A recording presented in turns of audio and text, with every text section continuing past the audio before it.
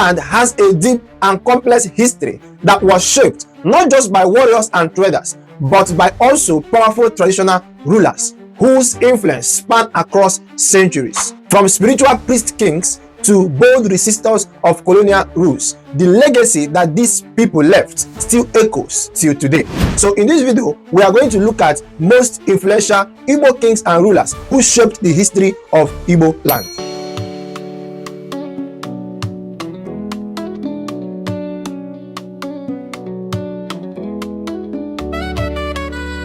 Meet Eze Nri Ifiku Anem, who was regarded as the first king of Nri Kingdom dating back to 1043 AD. As a priest king, he spread spiritual authorities and cultural norms across Igbo land without using military force. His reign marked the beginning of Igbo religious practices and moral code that shaped generations. How about Eze Nri Obalike?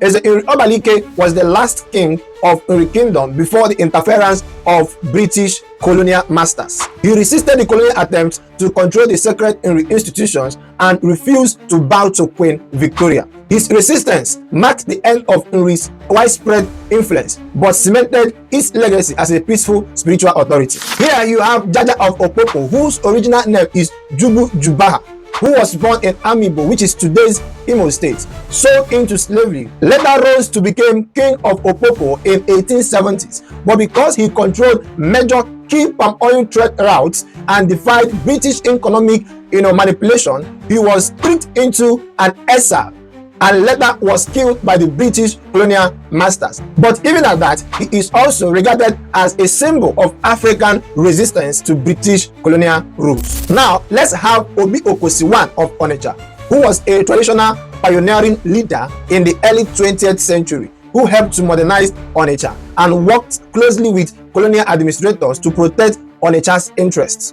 He was instrumental in blending tradition with modern governance during a time of colonial intense pressure. Now, let's talk about Iwe Kenneth Orizu III of Nnewi. He was crowned in 1963 and he is the longest African reigning monarch. He championed education and industry and helped to turn Nnewi into a manufacturing hub that earned Nnewi the name Japan of Africa. He also promoted peaceful coexistence and Igbo unity. Here you have Eze Aro Nnachi.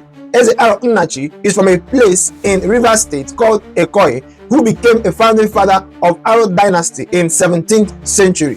Him and his descendants built the powerful Aro Confederacy, which used trade, religion, and alliances to influence the whole of southeastern Nigeria for over 2 centuries. Let's meet Eze Aro Kanu Okoro, who was a traditional ruler who preserved the legacy of Aro Confederacy during and after colonial times in the 20th century. He was a key figure when it comes to preserving Aro cultural identity and navigating post-colonial Igbo politics. Now, how about Isaiah Okafor Achebe, also known as Igwe Achebe, who was the father of the renowned writer Chinua Achebe? He was a respected leader and king, and also an early Christian convert in Ogidi. His life represents the clash and blend of Igbo tradition and Western influence. In fact, it was through him that most Igbos moved from ancestral practice into Christian religion and new ideologies.